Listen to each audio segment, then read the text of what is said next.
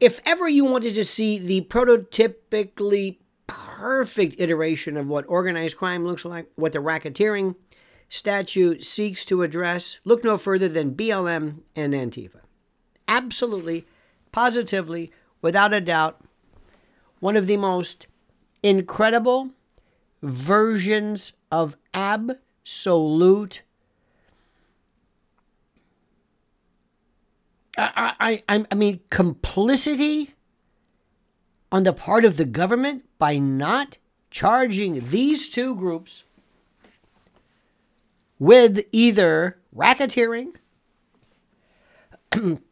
RICO in general, conspiracy to violate every conceivable form of financial and wire laws, and in the case of Antifa, conspiracy and the actual committing of domestic terror. Do you remember George Floyd? Yes. All of a sudden, overnight, Black Lives Matter. Who is Black Lives Matter? Don't ask. It just took all this money. And one of the things you've got to understand, for reason number one, whenever you see the government or people in the government or people who are proxies of the government suggest that this new organization, this new thing, this new iteration of activism should be supported, all of a sudden somebody is making money. And somebody is siphoning money off of that. So that these particular people, in fact, if you look at Ms. Colors, the ostensible head of BLM, who, by the way, never had to explain to anybody where the money went or what she's doing. When all of a sudden, this person that you've never seen, who is this, comes and says, I'm going to ostensibly head, the largest organization of its kind regarding a cause that nobody can understand. Black Lives Matter. Okay, and what? What? George Floyd. Okay, we won't relitigate that. What about Black Lives Matter? What about it? What do you want to do with it?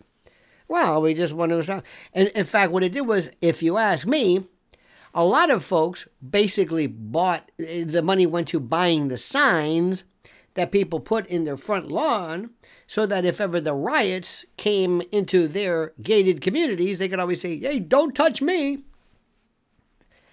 I've got my BLM sign next to the Trust the Science sign, and there's no hate here, and the LGBTQ flag, and the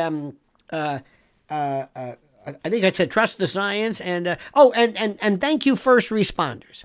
I got all my signs out so that when the rioters come, you can say, hey. Do you remember a while back the McCluskeys, I believe? They were in St. Louis. And they basically wanted to defend themselves, and they were charged with possessing a firearm. And somebody said, we want your power. We're taking your house. We're taking your house. Remember that? That was the beginning of squatting. That was the hint that squatting was around the corner. So, rule number one, reason number one, money.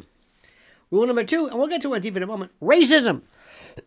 See, racism is always presented as some white guy, some white girl, presenting something involved in some iteration of thought that is somehow duped or subsumed under the rubric of white nationalism, of white supremacy, race, everything is race, except reverse racism. Because you know and I know we have the there's like a kryptonite version. Don't touch anything that is involving itself in the notion of preferential non-enforcement of laws regarding a black organization. Sorry. Now, by the way, here's the real kicker. And this is what I say to black voters. Okay? Do not think that somehow this is going to percolate down to benefit you. Do not think that you in any way will benefit directly from this. The black leadership in this country will talk about things like CRT 1619 project or whatever that was. They'll talk about reparations, but you are not going to be benefited directly, because the entire focus, the sole focus of the Democratic Party is not on black Americans, black voters. It's on illegal immigrants.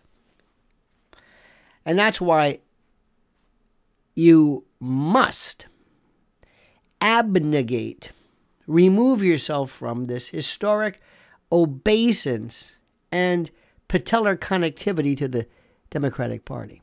Okay? You understand this? This is a joke. And you have been taking it for granted for so long. And the third reason, and this is pretty much Antifa. Antifa is an organizational group of shock troops. You see, these people are ready to go. There is an Antifa superstructure, and they're able to come up with these kabuki scrums anytime they want. Anytime they want. And the organization, the highest level, who, by the way, in fact, here in New York, we know this. I know law enforcement. I saw PDFs and information that they had about how to handle. This is the way to riot. This is a way to freeze water bottles. This is a way to take cans of soup and throw those. This is how to miraculously and mysteriously have deposited pallets of bricks in the middle of nowhere, and nobody. The organizational, right before those George Floyd riots, oh my God. Do you know that in New York City, this is interesting. There's a joke here. Sort of a joke, but it's true. You can always tell when it's going to rain by the numbers of either, I don't know where they're from, African, Nigerian, but they sell the umbrellas, including the official black New York handled umbrella that always appear whenever it's going to rain. Whenever it's going to rain, these incredible weather prognosticators show up, and they're ready to go, and they have this canvas bag with all these umbrellas. And sure enough, when you see them, it's going to rain. This other group of people came out of nowhere, and they knew when riots were either being threatened, because all of a sudden we saw the plywood futures just basically peak. But you saw along 11th Avenue on the west side, where all of these car dealerships are, the Mercedes and the Bentleys, you saw all of their cars removed from the showroom. It's as though they knew. There was a coordinated effort you could not believe. It's like how animals sometimes know there's a tsunami coming. Elephants can tell when they feel a certain vibration on the pads of their feet. They know things. This idea like, hey, look at all these spontaneous rioters. Oh, no. All of a sudden, we were absolutely deluged with professional grade fireworks that just showed up out of nowhere, interestingly enough. We also saw, which was a very interesting thing, this phenomenon, and let me tell you what's happening right now. Right now, I'm sad to say, but if there is any indication of history, there will be a case coming up when a police officer shoots an unarmed black suspect. It's just going to happen. I don't know where. I don't know when. It's going to happen. When the review committee looks at this and says, that's it. This is new. Sometimes the facts don't warrant any kind of activity. But when they do this, when they see this, and this is important, they will immediately say, let's go. And all of a sudden you will have a team of folks that are ready to be mobilized anywhere in either in the country or any particular state by virtue of these orchestrated, organized, choreographed kabuki scrums, these shock troops that are ready. You will have the lawyer who will speak on behalf of the family. You will have the usual suspects that are either paid or not paid, either paid to show up or paid not to show up. Al Sharpton is in that category. Sometimes you don't want him to show up, so you pay him to stay home. He's interesting. He's been doing this, pulling this con for years. And it is this orchestrated, it is this incredible, how do I say this? It's a part of this incredible, I keep calling it a scrum, kind of a kabuki shock troupe, kind of a traveling theater troupe. Excuse me, I had some hot sauce, as I may have mentioned, that show up. So these folks, when they show up, are never prosecuted because they're a part of the lattice work. They're a part of the abecedarian fundamentals of the ultimate goal, which is the destruction and the complete collapse of the American system of order, legal system, government, governance, up, not to mention family, gender, faith, whatever it is. These folks come up out of nowhere. Out of nowhere. And they just, and you can get, you might ask, how is it that they're able to attract so many violent young people like that? That's a fascinating question. But it happens. It happens all the time. And they are ready to go now. And one of the reasons why they're ready to go now is that they're guaranteed you have immunity.